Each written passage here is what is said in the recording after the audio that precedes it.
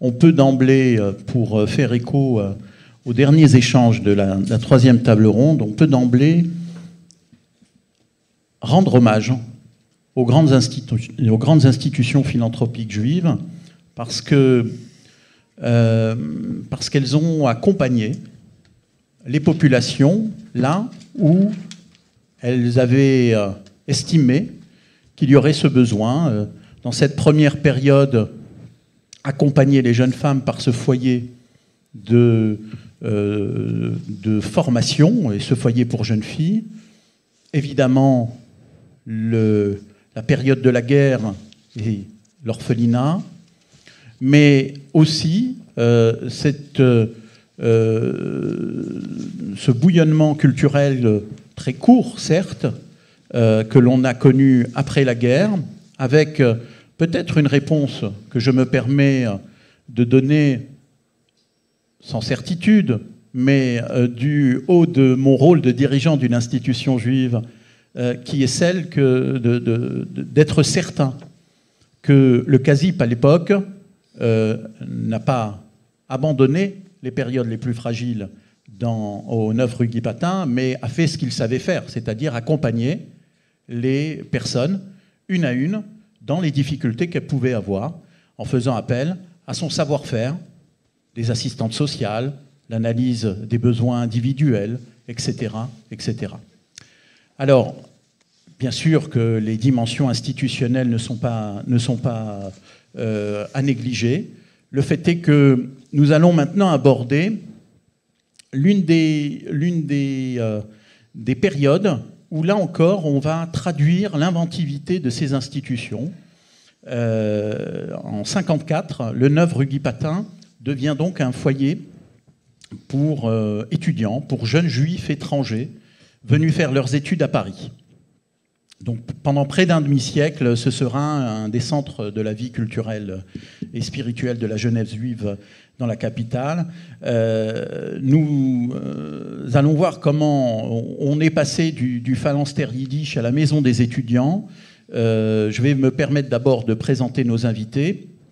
Et je sais que certains d'entre vous ne manqueront pas de prendre la parole tout à l'heure pour témoigner également. Alors, je ne présente plus Marie Aboulker, puisqu'elle est sur l'estrade depuis le début du colloque, et je la remercie. C'est un véritable marathon. Donc, le fil rouge de ce colloque que constitue ce que nous apporte Marie, c'est-à-dire, finalement, le fruit de quelques recherches assez récentes. Et donc, elle nous accompagnera encore pour cette table ronde. Alors, David Giudici, vous, David, vous êtes ancien président de l'association des étudiants de Guy Patin, et vous avez été résident au toit familial de septembre 92 à mai 99. Autant dire que c'est quasiment la dernière période de Guy Patin.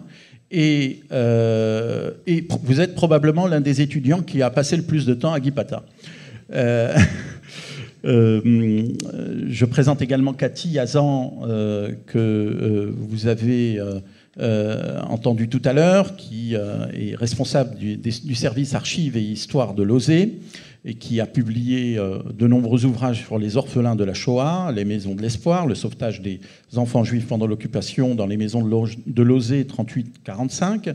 Et elle nous parlera non seulement de la vie de Guy Patin, mais également des deux premiers directeurs de Guy Patin, qui sont des personnalités assez emblématiques.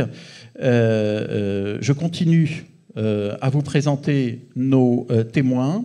Anthony Rudolph, vous êtes britannique, cher Anthony, vous êtes un ancien de la rue Guy Patin, année, je crois, 61. Vous êtes arrivé à Guy Patin entre le lycée et votre première année d'études à l'université de Cambridge. Vous êtes éditeur, écrivain et traducteur de poètes français comme Edmond Jabès ou Claude Vigée, dont vous étiez très proche. Avec nous également Daniel Siboni. Je ne sais pas s'il faut présenter Daniel Siboni. Je sais que je ne présente pas nos invités dans l'ordre, mais vous l'avez peut-être remarqué, mais c'est l'ordre alphabétique. Donc, je ne l'ai pas précisé, mais Daniel Siboni. Oui, je vous présente parce que vous êtes là en tant que témoin, parce que vous avez passé quelques années à Guy Patin, mais je suis particulièrement heureux de vous retrouver dans cette maison. Vous êtes évidemment mathématicien de formation, philosophe, psychanalyse, et on vous connaît pour beaucoup de vos ouvrages. Et le dernier est assez étonnant, et il a eu une couverture presse impressionnante. Votre dernier ouvrage aux éditions Odile Jacob, c'est Shakespeare, question d'amour et de pouvoir, une vraie somme sur Shakespeare. Alors, notre invité que vous voyez à l'écran, et j'espère qu'on va le voir et le retrouver très vite, n'est-ce pas Jérémy, s'appelle Igal Tanguy. Bonjour, bonsoir. Bonjour Igal. Igal est au Maroc et il est créateur d'événements et il a résidé à Guy Patin jusqu'à la fermeture de la maison. Merci Igal d'être avec nous. Merci à vous de m'accueillir. Je continue. Je ne sais pas si vous m'entendez bien. Merci. Je continue avec Bernard Toubia.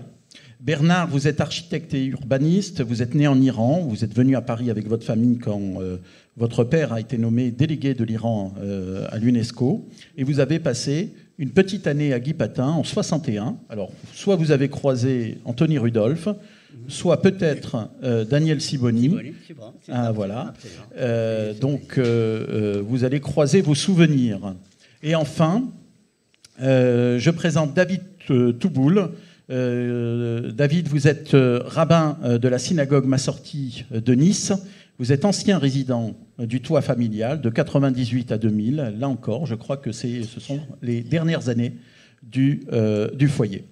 Alors, cette table ronde est une table, disons, un moment d'échange et de témoignage. Donc, je vais avant tout demander à Marie Aboulker. La première question, Marie, c'est comment est-on passé de cette période un peu compliquée de l'après-guerre à cette décision de transformer ce bâtiment du 9 rue Guy Patin en un foyer pour étudiants étrangers? Donc là, effectivement, je vais revenir assez rapidement sur la manière dont les choses se sont passées. Et encore une fois, comme à chaque fois dans l'histoire de la 9 rue Guy Patin, les choses auraient pu se passer autrement. Puisque au départ, je l'ai dit rapidement tout à l'heure, mais l'intention du comité de bienfaisance était d'installer dans le bâtiment du 9 rue Guy Patin une maison de retraite. Donc on a très, très vite, hein, au début des années 50, on a une note du comité de bienfaisance qui dit « Au fur et à mesure que les années s'écoulent, nous constatons que notre champ d'action doit s'agrandir. Le projet d'établissement d'une plus grande maison de vieillards prend corps. En effet, l'œuvre du toit familial a mis à notre disposition ces immeubles et nous avons l'intention d'affecter celui de la rue Guy Patin à cet usage, dès qu'il sera entièrement libéré de ses occupants. » Alors, effectivement, cette hypothèse, elle existe, on la retrouve dans les archives dès juin 1949, et le comité de bienfaisance s'organise dans une logique de préfiguration, d'étude un petit peu de faisabilité de cette maison pour personnes âgées. Il crée des commissions pour estimer les travaux, pour trouver l'argent, pour faire la publicité, etc. Et en novembre 51, il va finalement écarter cette hypothèse, parce que dans le même temps, la fondation de Rothschild va ouvrir sa maison de retraite, et donc finalement, il se rend compte que le besoin est déjà couvert autrement, et donc il va revoir ses plans. Et donc là aussi, on a dans le compte-rendu du conseil d'administration, le président demande donc au Conseil s'il n'y aurait pas lieu de changer l'affectation projetée et d'installer rue Guy Patin une maison d'étudiants dont les conditions d'existence sont actuellement particulièrement difficiles. Donc là, on a beaucoup de traces, là aussi, des travaux préparatoires au sein du comité de bienfaisance pour créer cette maison d'étudiants. Et donc, ils ont notamment missionné une des assistantes sociales du comité de bienfaisance, qui est Odette Plingard, donc qui a beaucoup témoigné ces dernières années. Elle est décédée l'année dernière. et qui est une ancienne rescapée d'Auschwitz, qui a été assistante sociale à l'OSE avant de devenir assistante sociale au comité de bienfaisance et au CASIB Kojazor. Et donc, elle produit un rapport qui vise d'abord à répondre à une question précise, qui veut dire est-ce qu'on doit faire une maison pour jeunes filles, pour jeunes étudiantes, ou plutôt faire une étudiante pour jeunes garçons, pour jeunes gens. Et donc, elle explique que son rapport a pour objectif de montrer par quelques données précises à quels besoins répond actuellement la création d'une maison d'étudiants juifs. Nous examinerons les différents problèmes techniques que se posent et de quelle manière nous pourrons les résoudre à la lumière de diverses expériences. Voilà, dans ce rapport, elle va donner différents chiffres sur les problèmes d'alimentation, les problèmes de logement, pour estimer un petit peu les besoins. Et à l'issue du rapport, elle dit clairement, un foyer de jeunes gens répond à un besoin urgent. Donc la décision est prise à ce moment-là. Et donc du coup, le comité de bienfaisance va mobiliser l'architecte Roland Bechmann, qui est un petit peu l'architecte attitré du comité de bienfaisance, qui a notamment piloté la rénovation de la rue Rodier quand ils étaient encore là-bas. Et dès février 51, il se rend sur place, il va faire des relevés et il propose. Et ce qui est fascinant, c'est que les plans sont consultables. Et donc on voit vraiment la manière dont il a restructuré l'immeuble et il a complètement modernisé les espaces. Alors d'abord, il a redessiné les chambres. Il y a eu plusieurs scénarios de réaménagement des chambres donc les chambres, vous pourrez témoigner, et pour 2 personnes. Et avec des espaces de travail qui étaient à côté des chambres et également au rez-de-chaussée et au sous-sol, en refondant complètement les espaces très différemment de ce qu'était le foyer de jeunes filles. Quand on compare les plans, on n'est plus du tout sur la même disposition. Et par ailleurs, il a aussi travaillé la connexion du bâtiment avec l'extérieur. Sa volonté était de créer une véranda et d'installer un local à vélo. Alors du coup, j'aimerais bien savoir si vraiment il a fait ce qu'il a dit, parce que je ne sais pas. Alors voilà, après finalement, donc on a eu les aspects, la décision a été prise, on a parlé des aspects architecturaux. Alors naturellement, il restait la question des gros sous, et ça a été un petit peu là où l'ouverture du bâtiment a été en fait retardée. Parce que justement le comité de bienfaisance n'arrivait pas au départ à boucler le tour de table et en lien avec le FSJU a réussi à mobiliser les fonds pour faire les travaux, mais on sait que le comité de bienfaisance a organisé différentes tombolas pour obtenir les fonds pour les derniers aménagements. Donc en fait, elles ont été organisées, il y en a une qui a été organisée en juin 54, juste avant la première rentrée qui a eu lieu à la rentrée 54. Et en fait, ils ont choisi de conserver le nom toit familial en hommage justement à l'histoire du bâtiment et aux anciennes activités qui avaient lieu dans ce bâtiment. Donc ce que je peux dire pour terminer, simplement que le bâtiment a été inauguré une année plus tard, le 19 juin 55, en présence d'Alain de Rothschild, en présence du grand rabbin de France Jacob Kaplan et du ministre de l'Éducation nationale. Voilà, je vous remercie. Merci. Merci Marie. Donc Juste une petite question. À partir de quand ça s'est appelé toit familial ? En fait, ça c'est initialement l'œuvre de jeunes filles qui était dès le début du siècle dans le bâtiment s'appelait toit familial. Et dès qu'il a été décidé de créer le logement d'étudiants, le comité a dit je garderai ce nom. D'accord. Alors.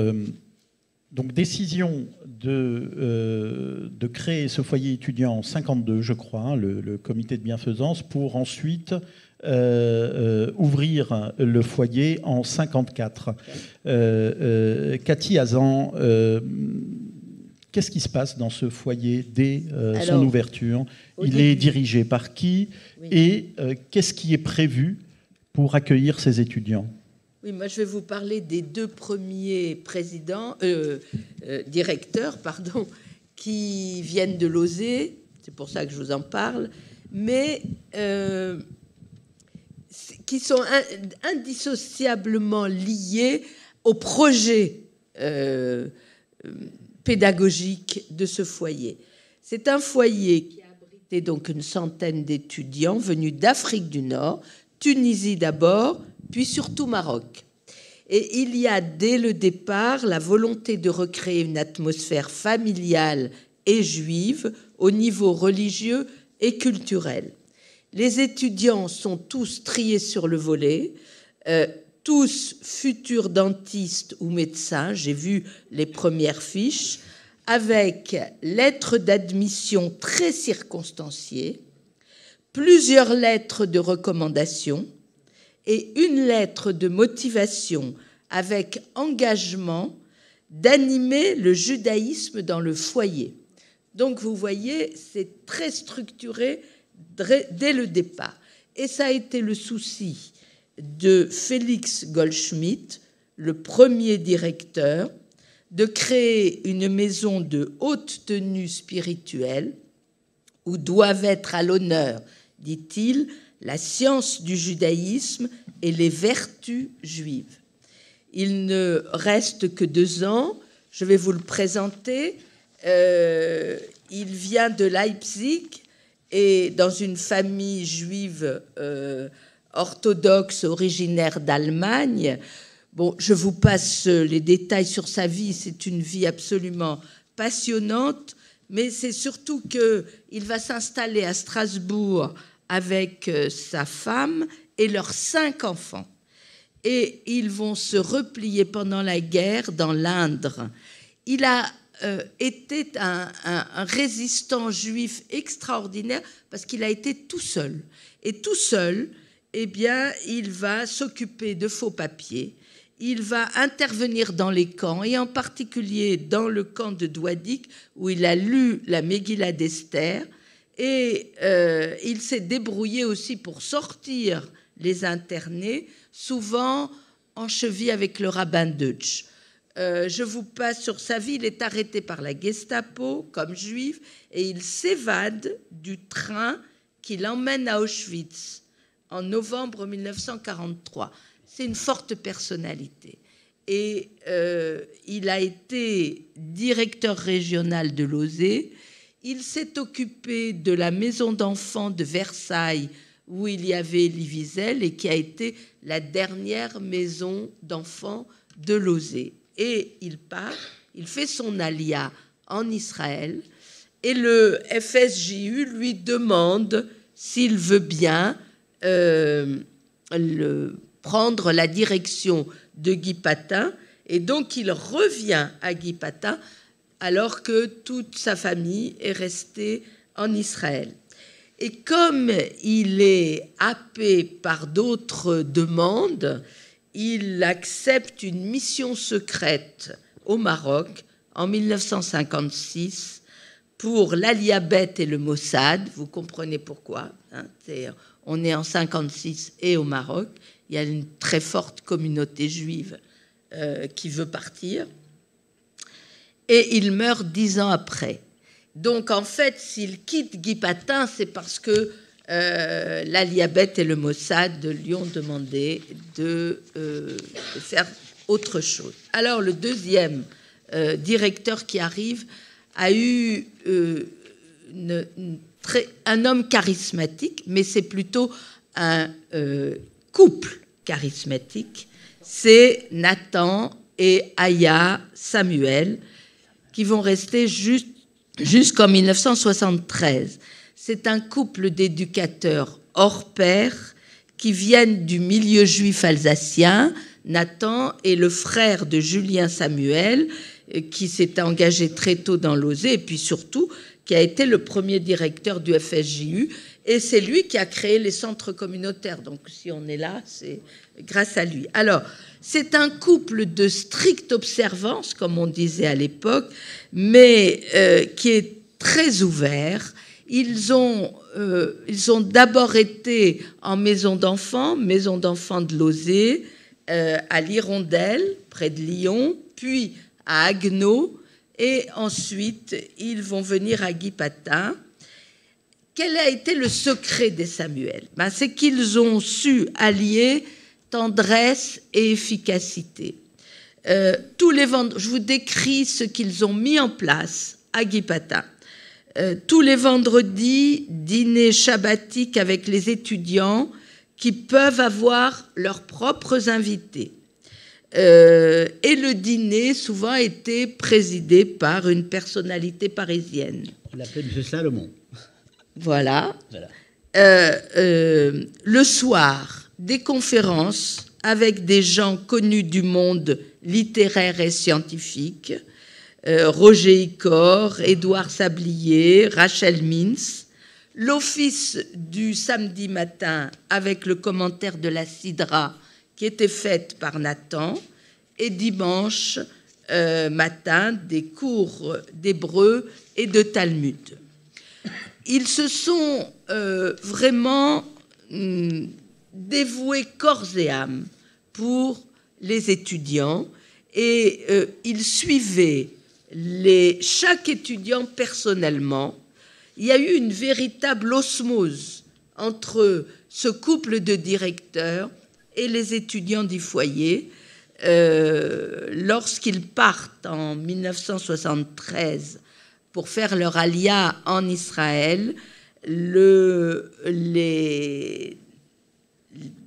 anciens vont créer une fondation qui portait le nom d'Hélène Samuel, le Karen Guy Patin, pour tous les anciens qui avaient besoin de bourses et qui étaient des étudiants français en Israël. Voilà, c'est-à-dire qu'ils vont suivre le projet de départ des Samuel. Je crois que je vais m'arrêter là. Oui. Parce que les autres on parlera des deux autres directeurs après, juste après, avec les témoignages. Il s'agit du rabbin David Messas et de Nissim Bellassel. Alors, sur la question des témoignages, on va peut-être commencer par vous, Anthony Rudolph. Vous êtes l'exception qui confirme la règle. Finalement, un Anglais, un Ashkénaze, au milieu des séfarades. Vous avez croisé des personnalités dans ces premières années, le futur violoncelliste Rafi Sommer, ancien du camp de Theresienstadt, le physicien Daniel Sternberg. Qu'est-ce que vous pouvez nous dire de cette période, début des années 60 ? Vous m'entendez ?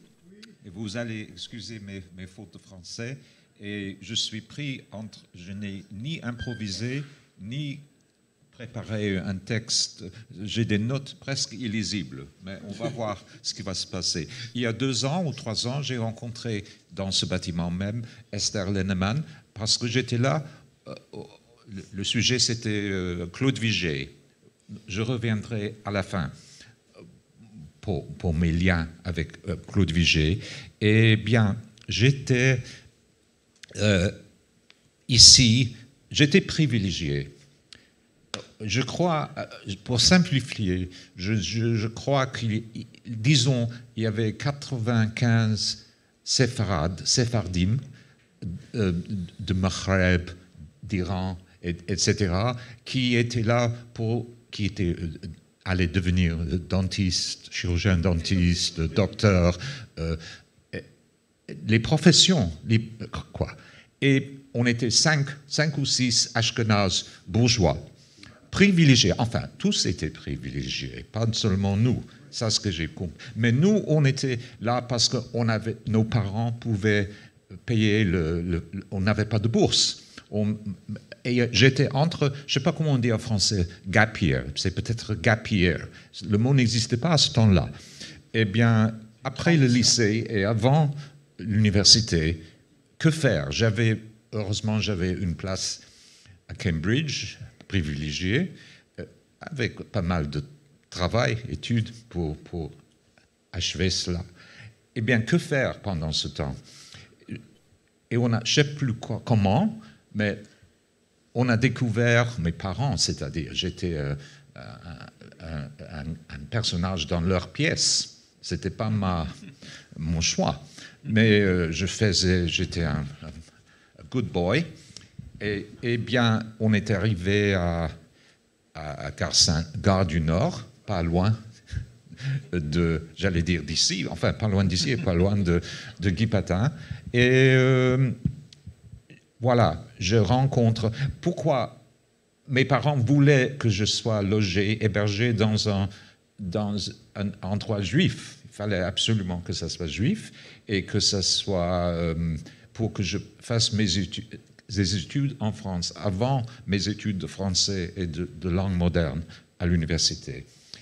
Et j'étais, entre guillemets, indépendant pour la première fois. Mais indépendant, quand même. Les autres garçons, la plupart étaient indépendants, presque vraiment, mais moi non. Et eh bien, je rencontre Nathan et Hélène, Nati et Alia. Je savais, je comprenais déjà, c'était comme un père et une mère, superbe, un couple superbe. Il y a une nécrologie, hommage à eux par Jacques Bronstein en ligne, superbe, il faut le lire, ce couple. Eh bien, la maison. Il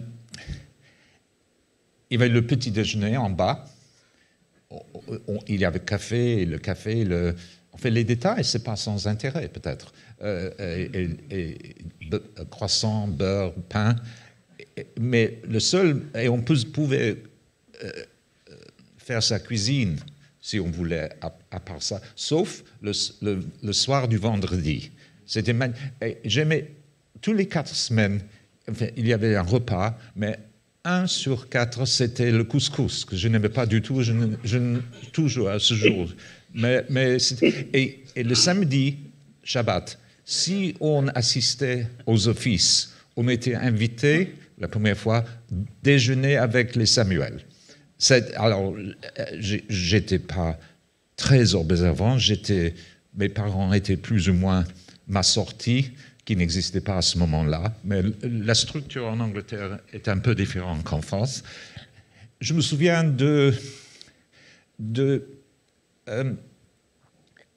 un rabbin qui était là, mais pas officiellement, qui était souvent là, et qui est allé en Jérusalem, Manitou. Vous vous souvenez, Léon Ashkenazi, un homme d'une grande qualité. Et puis, les gars, comment vivait-on? On était 2 dans une chambre.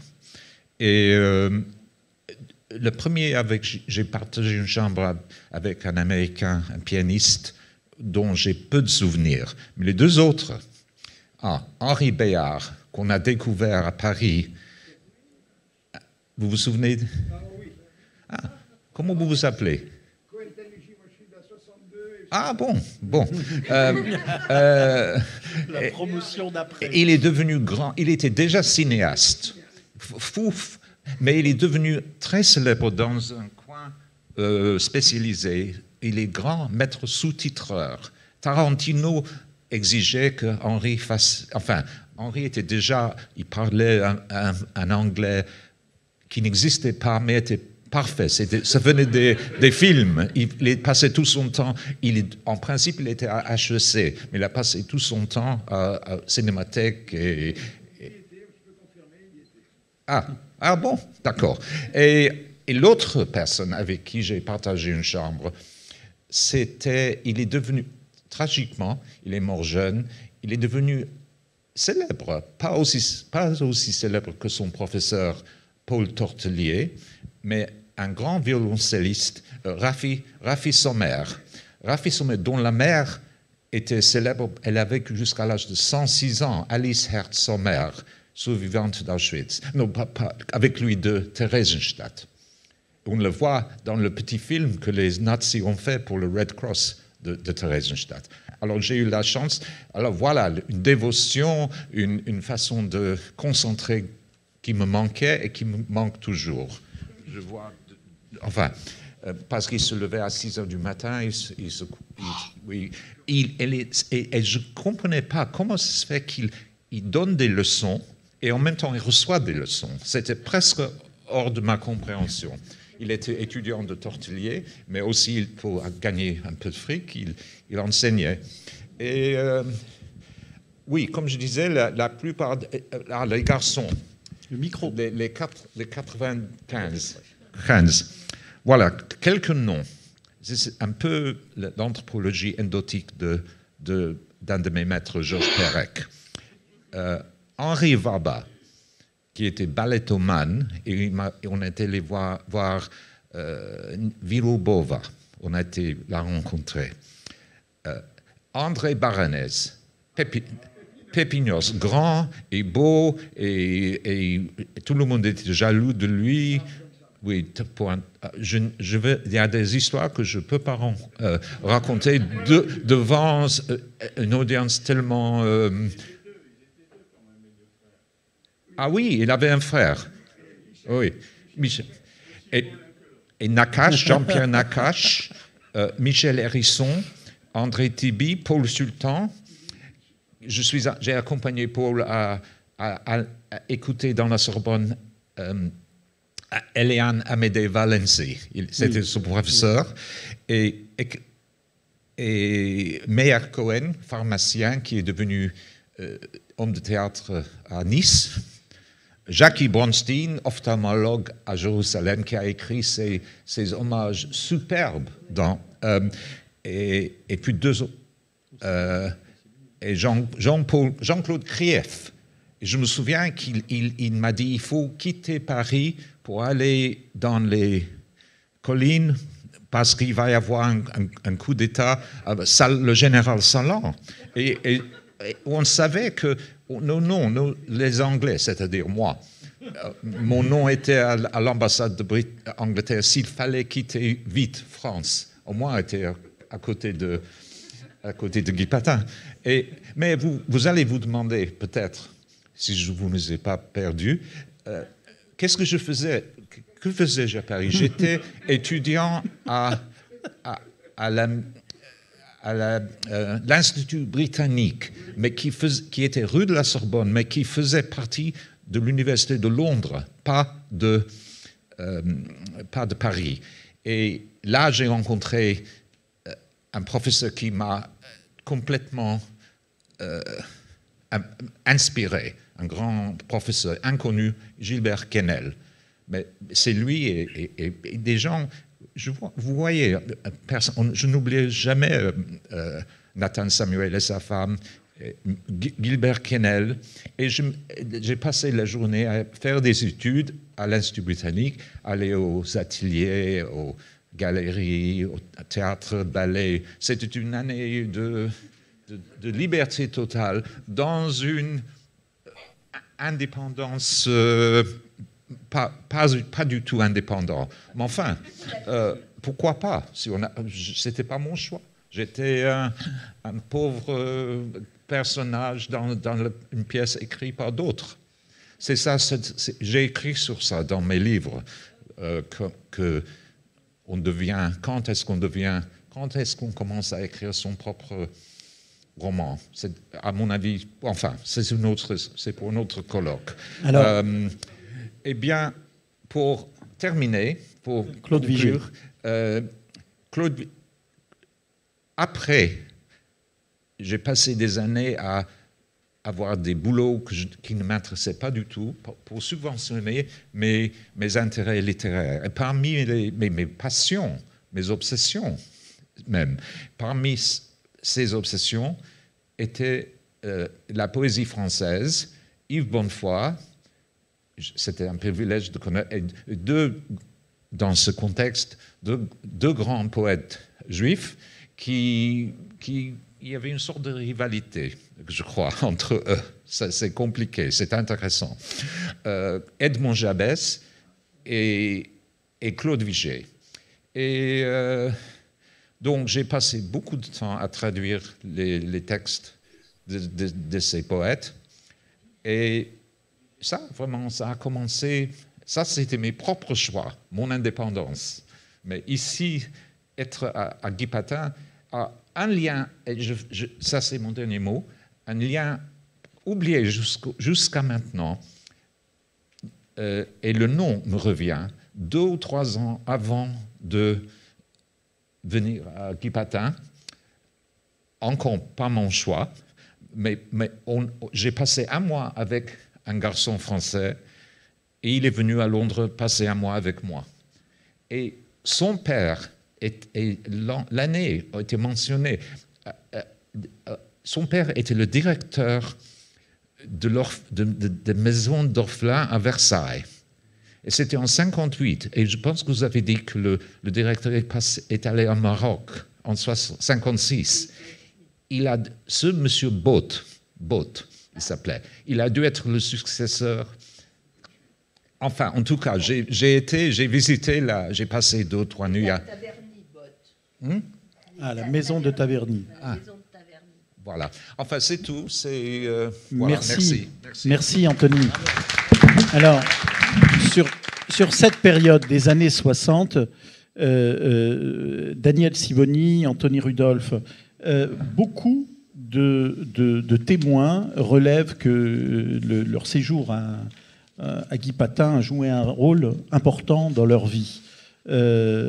Pourquoi l'attachement au judaïsme, la solidarité ou les rencontres amicales, qu'est-ce que vous pouvez nous en dire j'ai 2 questions. D'abord, l'atmosphère de ces années, de ces premières années à Guy Patin.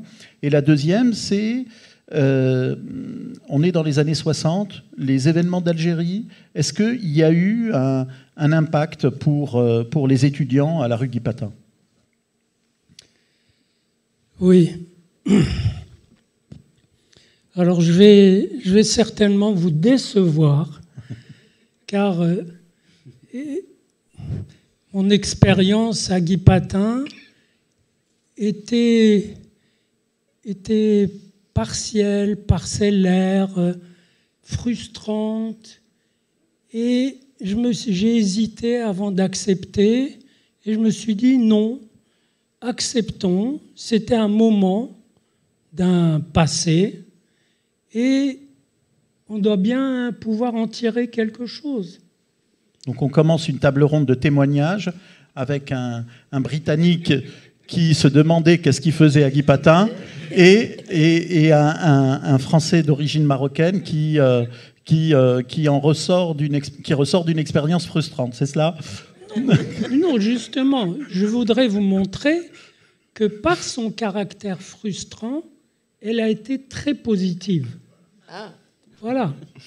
Et donc, en cherchant comme ça à quoi je pouvais le rattacher dans ma recherche, dans mes ouvrages, je suis tombé sur un livre qui s'appelle « Entre deux », qui a été écrit il y a 30 ans, « Entre deux, l'origine en partage ».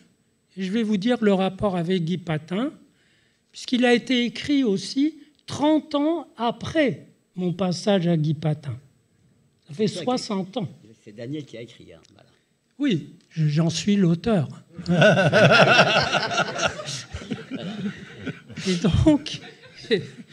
Et donc, Guy Patin a été pour moi une expérience d'entre-deux formidable. Et je vous dirai en quel sens. C'est paradoxal. Ça s'appelait le toit familial. Ce que j'ai jamais su, pour moi, c'était Guy Pat ou Guy Patin. On était à Guy Pat. Et le problème, c'est que ça voulait me donner une famille,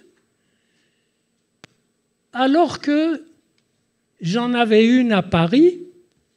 Je n'étais pas venu de l'étranger pour faire mes études. Cette venue avait déjà eu lieu en 1955. Nous étions les premiers, parmi les premiers venus. Et donc, j'avais une famille très exigeante, c'est-à-dire qui exigeait que j'aille les voir et partager leurs repas le vendredi soir et le samedi. De sorte que je frustrais chaque fois ce brave monsieur Samuel et sa femme qui me disaient « Alors, on vous voit ce vendredi » et j'ai pu différer cette demande sans la satisfaire pendant 2 ans. Et voilà un exemple. Vous pourriez dire eh ben, c'était pas très brillant. Or, il en est sorti quelque chose de très positif. C'est que Guy Patin en prétendant me donner une famille, m'a aidé à sortir de ma famille. Et m'a aidé à sortir de Guy Patin. Parce que quand vous vous retrouvez avec une fille dans la chambre, et puis que... Mais oui, un beau jour, je me suis dit, pourquoi seulement Pépignos ? Parce que lui se baladait dans les couloirs avec à son bras des top modèles, et je ne connaissais pas encore la propension des juifs maghrébins pour les top modèles, chose que j'ai appris bien plus tard. Et je ne comprenais pas non plus pourquoi tout ce monde voulait être dentiste. Moi, je me destinais à la recherche mathématique et je partageais ma chambre avec Sternheimer, qui déjà faisait de la physique théorique. Et il y avait aussi quelques autres ashkénazes. D'ailleurs, sur ma séfaradité, il y a des doutes. Il y a un prof de Berlin qui m'a rencontré à un colloque et qui m'a dit « Daniel, tu es tellement sympathique que je crois qu'un ashkénaze est venu à Marrakech pour te faire. » Donc, mon sang ashkénaze ou séfarade est peut-être problématique. En tout cas, je les aimais bien tous. Mais quand vous vous retrouvez dans la chambre avec une fille et que l'autre qui partage la chambre arrive, vous vous dites, mais quelle immaturité tu as. Il faut que tu aies un autre lieu. Et donc, je me suis offert une chambre de bonne à côté de Guy Patin. Et puis, après, on mûrit un peu et très vite, je me suis rendu compte, au bout de 2 ans, qu'il fallait que j'aie un vrai appartement. Tout ça exigeait un travail énorme qui m'a permis d'être assistant à la fac 2 années après y être entré. C'est-à-dire que il me fallait gagner des sous, faire des cours, etc. Et après, j'ai pu avoir un poste et donc un appartement et j'ai pu quitter Guy Patin. Mais quand je vois après coup, quand je me retourne, je vois que ça a été un magnifique entre-deux. Parce que ça a été un lieu de passage. Un lieu de passage. Nous sommes le peuple des passeurs. C'est-à-dire, qu'est-ce que c'est qu'un lieu, quel qu'il soit, y compris la planète? C'est pour nous un lieu de passage. Un jour, j'ai fait une conférence à des psychiatres de prison et je leur ai parlé justement de l'entre-deux. Je vous lis quand même 1 ou 2 phrases, ne serait-ce que de la 4e ou du début. « Par ces temps de grand malaise identitaire », c'est écrit il y a 30 ans, « subjectif et collectif, où les frontières vacillent, où l'identité fait problème, on découvre avec surprise que le concept de différence est lui aussi insuffisant pour rendre compte. » Et je développe l'idée que la différence qui coupe 2 ensembles, les hommes, les femmes, les blancs, les noirs, les étrangers, les autochtones, c'est bidon, parce qu'en réalité, la réalité, justement, résout ce problème par des interactions. Donc, j'étais à Guy Patin, avec un pied le Shabbat dans ma famille, avant de retirer mon pied et de ma famille et de Guy Patin pour aller, en passant par une chambre de bonne, vers un appartement, très très vite. Évidemment, j'aurais aimé. J'ai connu tous ces gens, j'ai connu Jabès, j'ai connu Claude Vigée. Je l'ai invité à mon séminaire sur la poésie et c'était très sympathique parce que j'ai invité aussi d'autres poètes. J'aurais aimé bénéficier de la densité spirituelle qu'il y avait là-bas, mais il faut vous dire que j'étais très polar. Polar, ça veut dire des maths et encore des maths. Et donc, mais je sentais quand même qu'il y avait dans ce lieu, et c'est là aussi un effet de l'entre-deux. Qu'est-ce que c'est un couple? Un couple, c'est 2 personnes qui constituent un lieu qui est un entre-deux, un espace de jeu. Et s'ils arrivent à transmettre à leur enfant le symbole de cet entre-deux, eh bien, il est bien parti dans la vie. Parce que d'abord, il ne prend parti ni pour l'un ni pour l'autre. il sait que cette transmission symbolique, elle vient de l'un et de l'autre, de la mère et du père, et c'est écrit en toutes lettres dans l'esprit biblique et dans sa lettre. Et donc, Guy Patin, c'était un lieu vraiment entre deux, dans lequel on rencontrait des gens. Évidemment, moi, je m'attardais plus le matin au petit déjeuner pour écouter ce violoncelliste qui était merveilleux. C'était un de mes moments d'émotion.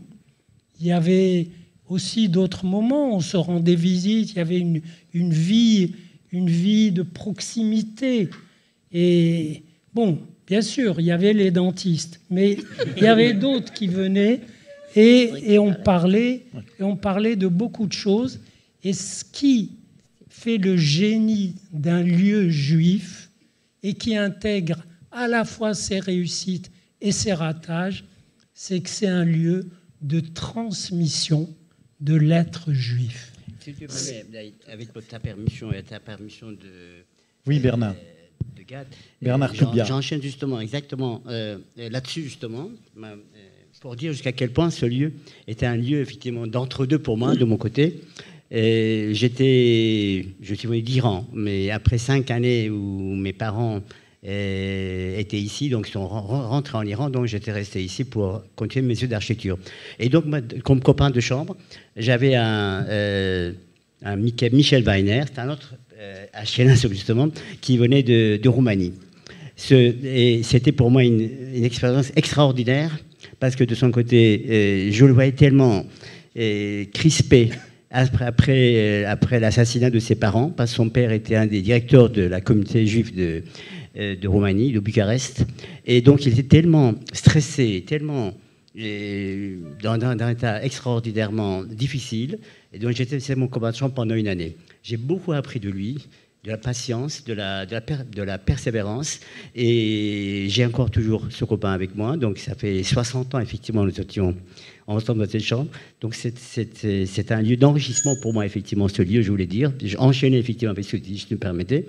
Et jusqu'à quel point c'est un lieu où la convivialité était présente et on ne se trouvait pas seul. On avait toujours des copains. Je me suis fait plein de copains. Il n'y avait pas que des dentistes, il y avait des ingénieurs de bâtiments également. Il y a d'autres aussi. Et donc, je me suis fait... il y a une vie en commun qui était extraordinairement enrichissante dans cette maison et qui m'a beaucoup appris, je voulais vous dire. Et il y a une autre...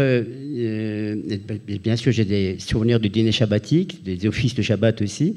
Et un souvenir que j'ai toujours gardé, par exemple, mon copain qui était Mickey, donc qui s'appelle Mickey, et sa mère, elle appelait au téléphone. Et M. Samuel, justement, M. Salomon, justement, de l'autre bout de l'établissement, par téléphone, il disait « Michel, ta mère t'appelle ». Donc, j'ai toujours en souvenir cet appel de monsieur. Mon émotion. Il dit Michel, ta mère t'appelle. Donc, c'est quelque chose qui est resté entre nous, entre mon copain et moi-même, effectivement, comme souvenir extraordinaire de cette convivialité, de cette présence de M. Salomon avec nous. Et voilà, donc je ferme un petit peu cette parenthèse triste un petit peu, mais enrichissante, comme tu avais dit, entre nous, entre les uns et les autres, justement, se connaître, un Ashkenaz avec un Séfarade, comment effectivement on peut vivre ensemble, comment on peut se connaître. Et pour terminer, je ne voudrais quand même pas manquer de dire une chose, c'est qu'après, donc, je suis venu architecte et maintenant j'ai 81 ans dans 2 mois, dans 2 semaines, et je travaille toujours, j'essaie de bosser. Et si j'en profite de cette tribune pour prendre la parole aussi, c'est pour dire quel point nous pouvons aider 2 autres objectifs, parmi d'autres que nous pouvons avoir, nous, en commun, d'une manière générale. D'une part, d'aider les célibataires pour former des couples, parce qu'il manque beaucoup. Depuis plus de 25 ans, j'ai essayé d'organiser des réunions pour les rencontres de ces jeunes. Il y a eu des mariages, Dieu merci.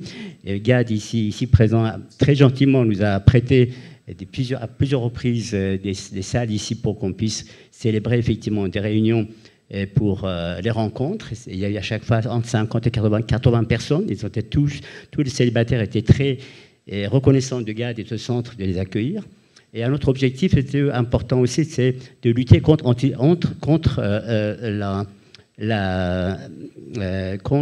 la désinformation. Donc là aussi, c'est notre lutte importante que nous devons avoir tous ensemble. Voilà. Merci de m'avoir laissé parler. Merci beaucoup, Bernard. On vous donnera la parole dans un instant. Bernard et Daniel, un petit détail. Vous avez parlé de ces fameux Shabbats avec le couple Samuel, mais il y avait aussi une vie culturelle à Guy Patin. Il y avait des conférences, il y avait des rencontres, il y avait des invités. Absolument. Oui, vous le confirmez. Il y avait aussi des écrivains, des philosophes qui venaient effectivement parler. Effectivement, il y avait des réunions effectivement, qui étaient organisées un petit peu comme tu fais dans ce centre. C'est-à-dire en fait du culturel et musical aussi, je pense. Il y avait plusieurs reprises, il y avait des concerts aussi. Et je ne me rappelle pas qu'il y avait un nombre très important, mais en fait, c'était quand même dirigé également vers la vie culturelle juive pour rapprocher les uns et les autres. Absolument. Il y avait ici, exactement. Donc c'est très appréciable. Il y avait un piano, exactement. Absolument, il y avait un piano, exactement. Et il y avait un téléphone à l'étage. Ça veut dire qu'on pouvait recevoir des appels à l'étage et on n'avait pas évidemment de téléphone dans la chambre, ni de portable, etc. Imaginez, à chaque étage, et parfois il ne marchait pas, donc le téléphone était au rez-de-chaussée et tout le monde courait pour avoir un appel.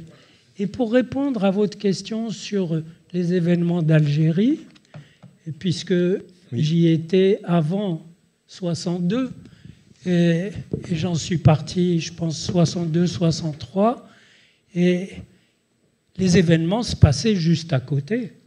À Barbès. Ben oui, Barbès, la Goutte d'Or, tous ces quartiers, et donc c'était d'autant plus important d'avoir un lieu complètement autre, c'est-à-dire un lieu où on était, je dirais, dégagé de cette pression dans un sens ou dans l'autre. On savait, puisqu'on était là, et pas au Maghreb ou en Iran ou ailleurs, on savait que notre destinée, c'était d'être en France, au moins un certain temps, mais on savait que c'était là, ça a vraiment joué sa fonction de refuge. Ça a une dimension de refuge, et un refuge physique, corporel, c'est au-dessus de toute idée de refuge. Ça a été très protecteur. Merci. Alors, on a parlé des années 60.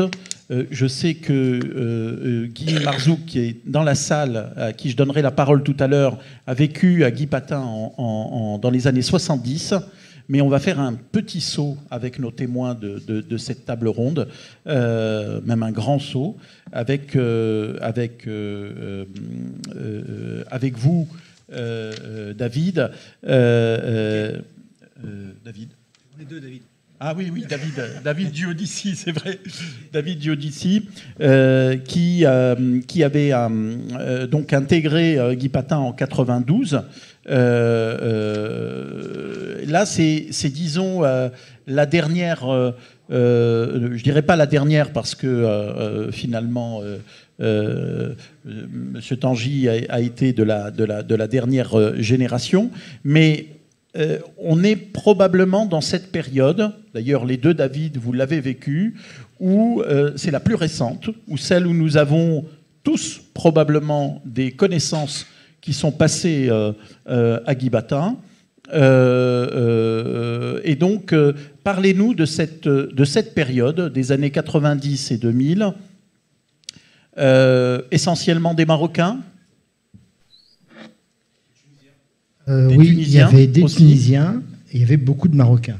C'est-à-dire, je pense qu'à l'époque, il y avait une population, c'était plus importante en nombre en Marocains qu'en Tunisiens, que du Tunisien, tout simplement parce que la diaspora, enfin les Tunisiens étaient partis peut-être avant il y avait moins d'enfants d'étudiants tunisiens que marocains.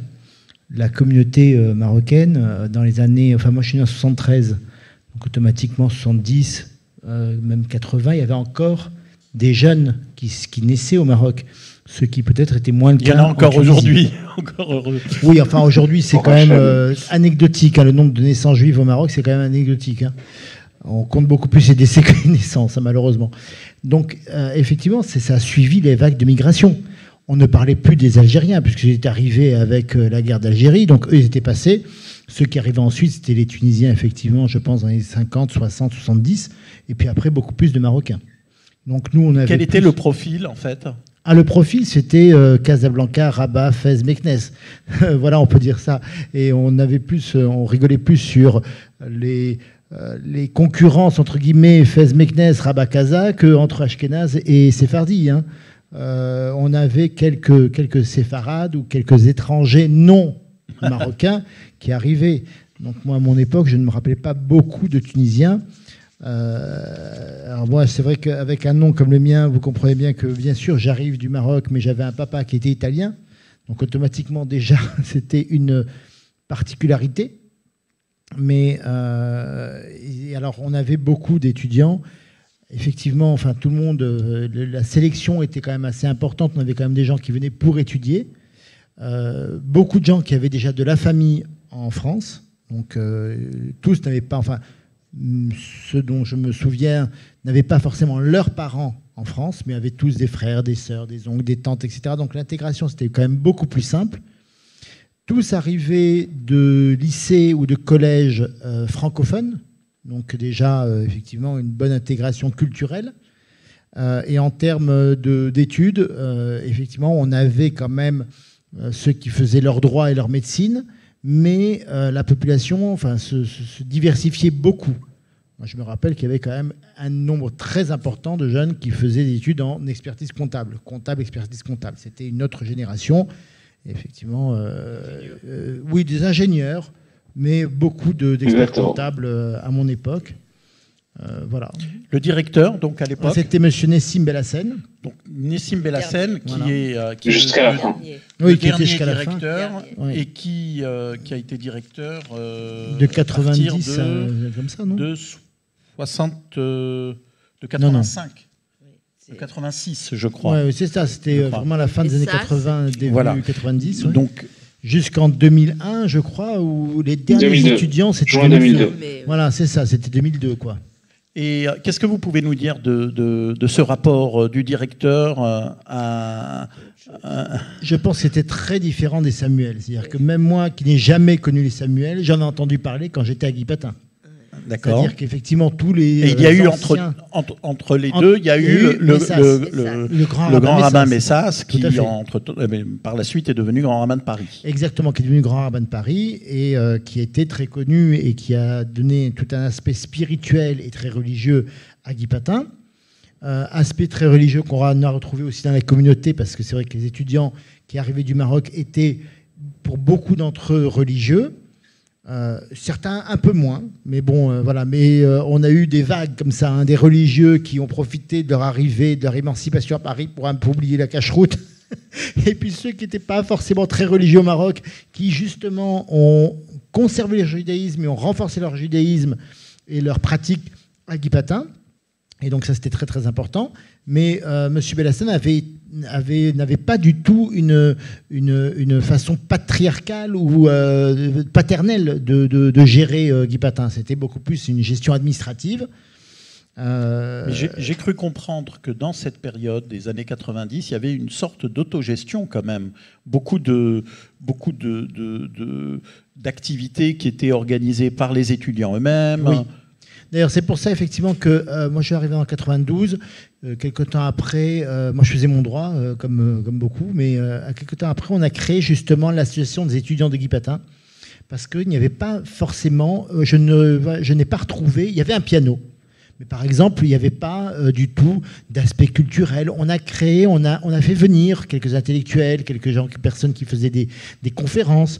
On a fait des soirées pour Hanouka, des soirées pour Pourim, des choses comme ça. Mais c'était les étudiants qui créaient ce genre d'activité, quoi. le directeur de la rue Bellassène, de Guy Patin, M. Bellassène, animait aussi la synagogue de la rue Guy Patin, qui était aussi une synagogue de quartier, dans laquelle Exactement. il y avait une véritable communauté de gens du quartier qui venaient prier le Shabbat à Guy Patin. C'est pas la synagogue de la rue des Saules, c'est Non, c'est la rue. synagogue de la rue Guy Ouais. Patin. Moi, j'ai toujours connu une synagogue au rez-de-chaussée, Oui. qui était véritablement un espace dédié à la synagogue, dans laquelle nous faisions les offices le vendredi soir, le samedi matin. Il y avait aussi un cours le samedi après-midi. Et il y avait des offices quotidiens le matin, pour lesquels il n'y avait presque jamais minyan, sauf à l'époque des partiels.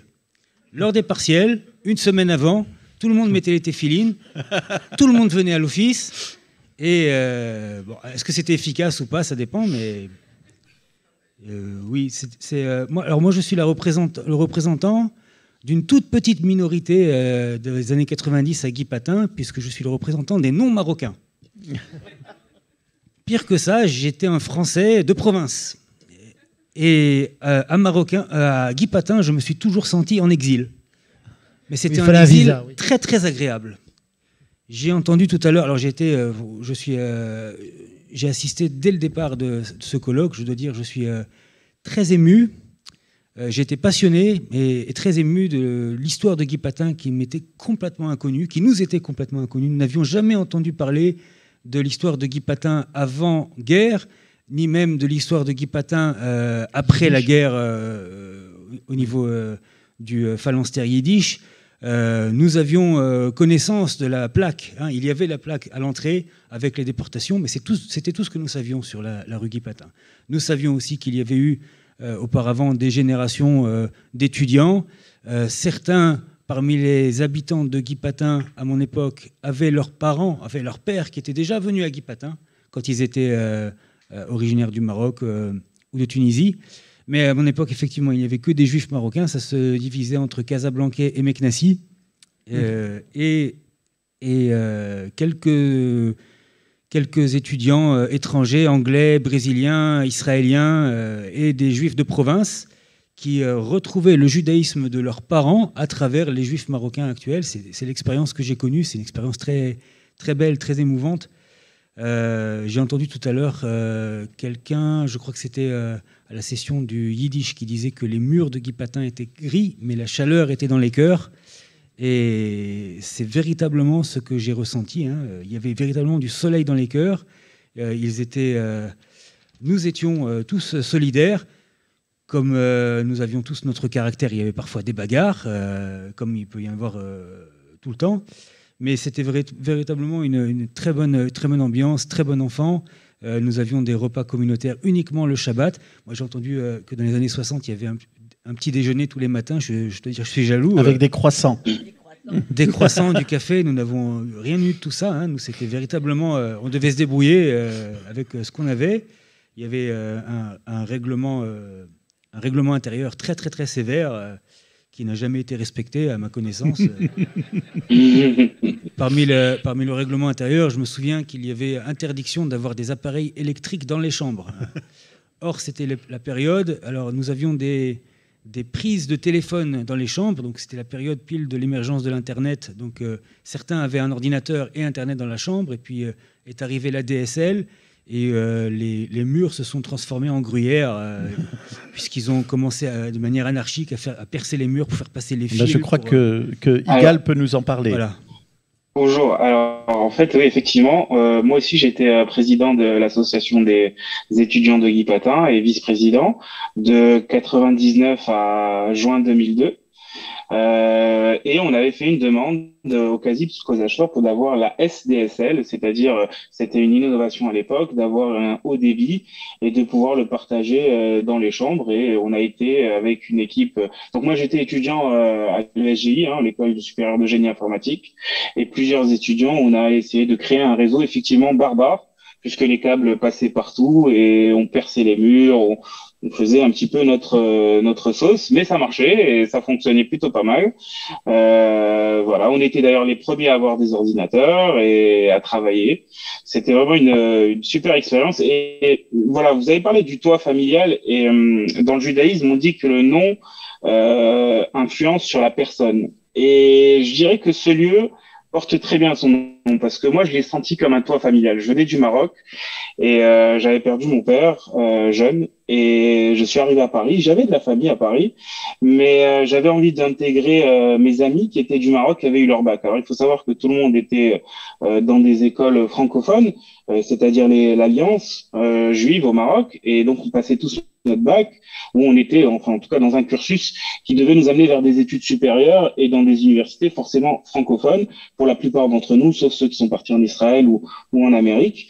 Et donc on était un petit peu obligés de venir en France. Et quand on venait en France, on n'avait pas de garants, on n'avait pas de caution, on ne trouvait pas d'appartement. Donc le toit familial, c'était vraiment une nécessité pour nous. Et en tout cas pour pas mal d'entre nous. Et donc c'est comme ça que moi je l'ai vécu et on a été très très soudés. Alors effectivement, il y avait les Marocains, je dirais même que ça s'est divisé en étages, hein. On était au 2e étage une grande partie, au 3e étage un peu moins les Meknassi, et il y avait les 4e. Il y avait les Marocains et les Meknassi, c'est ça? Les Marocains Meknassi et les Casablancais, pardon, les Casablancais, Rabati, voilà. Et enfin, au 1er étage, on avait les studios, les personnes médecine qui vraiment fallait pas les embêter, fallait pas mettre de musique, qui venaient souvent monter au 2e pour taper à la porte, pour nous dire voilà, nous rappeler à l'ordre. Et effectivement, on s'organisait via cette association à notre vie commune. C'est vrai que le rabbin Bellassène, on l'appelle rabbin Bellassène, parce qu'il officiait au niveau de la partie administrative et religieuse de l'établissement, et dès que, bien sûr, ça dérapait un petit peu, effectivement, il faisait sa petite ronde pour nous rappeler à l'ordre. Voilà. Mais c'était une excellente expérience. C'est vraiment, je l'ai senti comme un endroit familial. Les amis d'aujourd'hui que j'ai, peut-être 80% sont issus de Guy Patin et avec qui je suis en permanence à leur fête, à leur mariage, à leur naissance, aux enfants, etc. C'est des gens qui étaient du Maroc que je ne connaissais pas vraiment du Maroc, que j'ai connus à Guy Patin. Et voilà. Et donc c'était vraiment une expérience incroyable. Et effectivement, on ne connaissait pas l'histoire de Guy Patin. Je vous remercie tous pour toutes ces histoires. J'ai assisté depuis le début et franchement, j'en ai appris énormément. Le côté ashkénaze, je ne le connaissais pas non plus. Pour moi, Guy Patin, c'était quelque chose de séfarade. Mais effectivement, j'ai beaucoup apprécié et on a été très très peinés. Vraiment, c'est le mot. En juin 2002, quand on nous a dit qu'il allait y avoir des rénovations, qu'on allait revenir. Effectivement, il n'y a pas eu de rénovation, on n'est pas revenu. Et pendant quelques mois, on était tous tristes. Mais on a réussi à négocier avec le CASIP pour nous reloger dans un logement à Guy Moquet. Et ça, c'est la fin des derniers étudiants de Guy Patin qui sont allés dans je pense que c'était un bâtiment de la Fondation Rothschild qui était à Guy Moquet et où il y avait des loyers modérés pour les étudiants qui n'avaient toujours pas de logement à Paris. Voilà. Merci. Donc cette période de fin dont vous parlez, Igal, est-ce que David, vous l'avez connu directement? David, vous étiez parti avant. Oui. Et vous, David? Moi, je suis parti en 99. Mais effectivement, c'était quand même déjà un peu la fin. On sentait qu'il y avait des choses, qu'on parlait déjà des rénovations, il y avait besoin de refaire des travaux, des dalles qui commençaient à s'affaisser, etc. Oui, les locaux étaient vraiment dans un état déplorable, hein, il faut le dire. C'était vraiment... déjà, le confort était très spartiate et c'était déjà plus aux normes, donc c'était vraiment dangereux. Oui, je pense que... À 20 ans, non. Pardon, excusez-moi. À 20 ans, on n'avait pas ce sentiment-là. Moi, j'avais 20 ans. On n'avait pas ce sentiment. La plupart aussi. Hein. On était très contents. Hein. Oui. Franchement, on avait une chambre, 2 lits, des bureaux, une douche dehors, un toilette. Tout était parfait pour nous. C'était le royaume avec les copains. Donc, oui, mais le bâtiment était absolument plus aux normes hein, de sécurité. Non, il n'était pas aux normes. C'était pas notre préoccupation à l'époque. Voilà, mais nous, on le voyait pas comme ça. Hein, tout à fait. C'était pas notre préoccupation. Exactement. C'est vrai qu'on était quand même aussi coucounés aussi. Il y avait, moi je me rappelle d'un monsieur Runeau Exact. Qui était l'intendant. Voilà, et qui nous préparait des Shabbats extraordinaires. Il savait faire la dafina marocaine, très très bien. Exceptionnel. Mauricien. On peut lui rendre hommage parce qu'il est décédé il n'y a pas longtemps. Et donc vraiment, c'était un monsieur qui nous a accompagnés tout le temps, qui était notre maman. Dès qu'on avait besoin de quoi que ce soit, c'était lui qu'on allait voir. Formidable. Je vais vous donner la parole, Anthony. Peut-être juste avant Marie, est-ce que l'on a des informations sur la fermeture de Guy Patin? On a quelques éléments. Je pense que effectivement le CASIP avait vraiment conscience que le bâtiment était en mauvais état. Et par ailleurs, financièrement, ils ne s'y retrouvaient pas nécessairement. Et ils ont tenté, dans les années 99-2000, ils ont essayé d'explorer plusieurs pistes pour essayer de trouver un repreneur d'une certaine manière. Je fais une petite parenthèse, oui. Excusez-moi, mais je crois qu'il y avait également beaucoup moins d'étudiants dans les années 2000. Hein. C'est très possible. Là, oui. C'est des choses. Là... On était full, hein. Excusez-moi. Les chambres étaient pleines. Hein. Toutes les chambres. Bon. Jusqu'au dernier jour. 80 étudiants, 40 chambres. Pour le coup, oui. En plus, je ne sais pas pour le coup. Mais en tout cas, première hypothèse, le CASIP a commencé à discuter avec l'Alliance israélite universelle pour construire. Et en fait, ce qui était intéressant, c'est que les différentes pistes n'étaient pas forcément pour maintenir une résidence étudiante. En fait, les textes, les documents que l'on peut retrouver faisaient plutôt le bilan qu'avec le développement des Crous, avec le développement d'une offre de résidence étudiante à Paris, et puis le développement des associations juives à la même époque, ne rendait moins nécessaire un projet comme celui de Guy Patin. Et en fait, les différents contacts qui ont été pris d'abord avec l'Alliance, ensuite avec l'Opège, avaient plutôt vocation de faire changer la destination. Enfin, une nouvelle métamorphose de Guy Patin aurait pu être possible pour en faire un lieu... alors, dans les contacts avec l'Alliance, on part d'une structure... ils appellent ça un centre culturel scolaire et la construction d'un internat. Bon, après, quand les contacts ont été pris avec l'Opège, l'idée c'était plutôt d'en faire un lieu, mais géré par l'Opège pour loger des étudiants. Et finalement, en fait, les coûts de rénovation semblaient trop importants, et même l'Opège qui avait signé avait signé la promesse de vente, s'est rétracté, et finalement aujourd'hui le bâtiment, je ne sais pas dans quelles conditions, a été cédé à la ville de Paris et à Paris Habitat. Merci. Alors Anthony, vous vouliez dire un dernier mot. Deux petits souvenirs. Il y en avait qu'un tout à l'heure. Je crois que le numéro de téléphone était Truden 2548. Ah ben voilà. Et puis il y avait une fois, au moins peut-être deux, il y avait une danse. Où es-tu, Nadine Fischbein, Eva Ravitch? Je me souviens, et je portais mon gilet jaune. Mais et puis dernier, badinage avec les femmes de ménage. C'était très amusant, une autre fois. Et puis, mon dernier mot, vous quittez Guy Patin, mais Guy Patin ne vous quitte jamais. Oh.